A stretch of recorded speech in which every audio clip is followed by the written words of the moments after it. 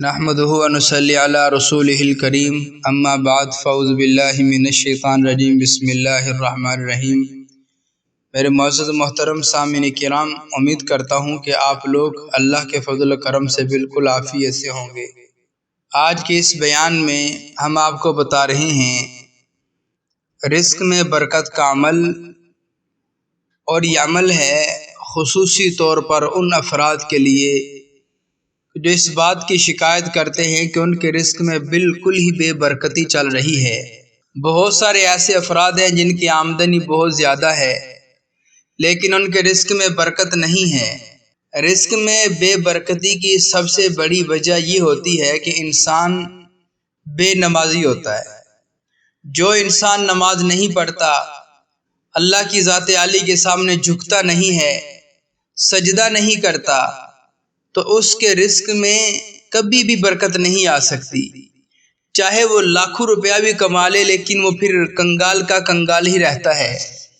اس کی وجہ یہ ہے کہ جس عمل نے انسان کے رزق میں برکت ڈالنی ہے، جس عمل کی وجہ سے انسان کے رزق میں برکت آنی ہے، وہ شخص اس عمل کو مسلسل ترک کیے ہوئے ہے، چھوڑے ہوئے ہے، تو رزق میں برکت کہاں سے آئے گی؟ حضور پاک صلی اللہ علیہ وسلم نے ارشاد فرمایا کہ جو شخص 5 وقت کی نماز کا اہتمام کرتا ہے، اللہ تبارک و تعالی سب سے پہلے اس کے رزق میں برکتیں ڈال دیتے ہیں، اس کے مال میں برکتیں ڈال دیتے ہیں، اس کی اولاد میں برکتیں ڈال دیتے ہیں۔ اس کے پاس ہوتا تو بہت تھوڑا ہے لیکن لگتا یوں ہے کہ یہ بہت زیادہ ہے۔ اس لیے اگر آپ یہ چاہتے ہیں کہ آپ کے اعمال میں برکت ہو، آپ کے نیک اعمال قبول ہوں، تو آپ سب سے پہلے اللہ تبارک و تعالیٰ کا فریضہ فرض نماز ادا کیجیے۔ جب آپ فرض نماز کا اہتمام کریں گے، اللہ تبارک و تعالیٰ آپ کو اپنی نظر رحمت سے دیکھیں گے۔ جب اللہ نظر رحمت سے دیکھیں گے تو آپ کے سارے مسئلے مسائل حل ہو جائیں گے۔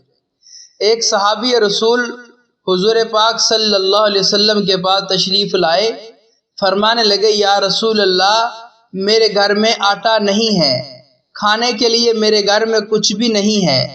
تو میرے نبی پاک صلی اللہ علیہ وسلم نے فرمایا کیا میں نے تمہیں نماز نہیں سکھائی؟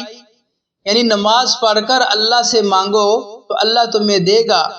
صحابی گھر گئے تو گھر والی کو کہنے لگے کہ تو چکی چلاتے رہنا، میں نماز پڑھ کر اللہ سے دعا کر رہا ہوں، اللہ تعالی ہمیں دے گا۔ ان کا یقین تھا اللہ کی ذات عالی پر۔ انہوں نے وضو کیا، مسجد میں گئے، 2 رکعت نماز نفل صلاۃ الحاجت پڑھی، گھر واپس آئے تو گھر والی کو پوچھا کچھ آیا؟ اللہ کی مدد آئی؟ تو کہنے لگی نہیں آئی۔ پھر انہوں نے دوبارہ وضو کیا، دوبارہ سے نفل ادا کیے حاجت کے، دوبارہ پھر گھر آئے، پھر پوچھا گھر والی سے، گھر والی کہنے لگی کچھ بھی نہیں آیا۔ فرمانے لگے میری وضو میں کمی رہ گئی، میری عبادت میں کمی رہ گئی۔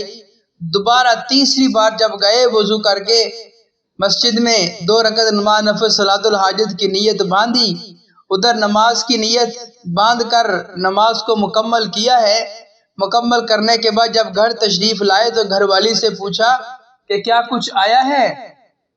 تو فرمانے لگے کہ ابھی تو، فرمانے لگی کہ ہاں، میں جب آپ نے مجھے کہا کہ چکی چلاؤ، میں نے چکی چلانے شروع کی تھی، اس وقت جب آپ تیسری بار آ رہے تھے میرے پاس تو میرے چکی سے آٹا نکلنا شروع ہو گیا۔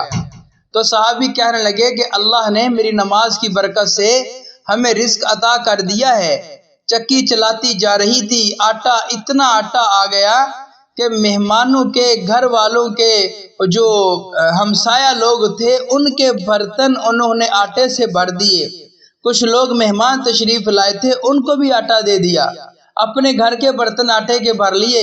وہ انہوں نے دل میں خیال آیا کہ دیکھو تو صحیح نا، ہم گندم ڈال رہے ہیں، کچھ بھی اس میں نہیں ڈال رہے، آٹا کہاں سے آ رہا ہے؟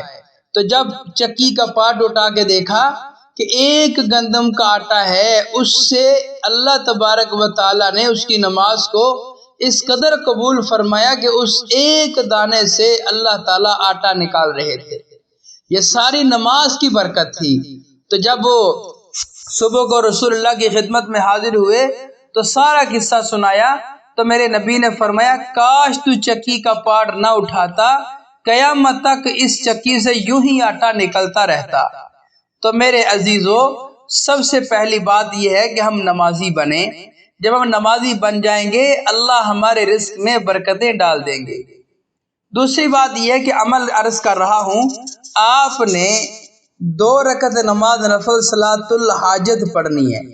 صلاۃ الحاجت کی نفل ادا کرنے کے بعد پھر 313 بار اللہ کا پاک اور مبارک نام یا غنیو یا غنیو یا غنیو یہ پڑھنا ہے۔ یہ پڑھ کر اللہ کی ذات عالی سے دعا مانگنی ہے، یا اللہ میرے کارخانے میں، میری فیکٹری میں، میرے گھر میں، میری اولاد میں، میرے مال میں برکتیں ڈال دے۔ تو علماء کرام نے اس کا تجربہ یہ فرمایا ہے کہ جو بندہ 2 رکعت نماز نفل صلاۃ الحاجت کی نیت کر کے پڑھنے کے بعد پھر اسی جگہ پہ بیٹھے بیٹھے 313 بار 11 دن تک جو بندہ اس عمل کو کرتا ہے، اللہ تبارک و تعالی اس کو وہاں سے رزق دیتا ہے جہاں اس کا وہم و گمان بھی نہیں ہوتا۔ تو یہ بات یاد رکھیں، عمل اس وقت کریں جب زوال کا وقت نہ ہو۔ آپ دن کو بھی کر سکتے ہیں، رات کو بھی کر سکتے ہیں۔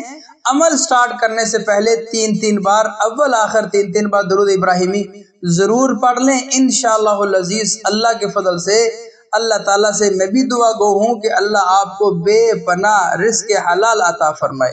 وآخر دعوانا ان الحمدللہ رب العالمین۔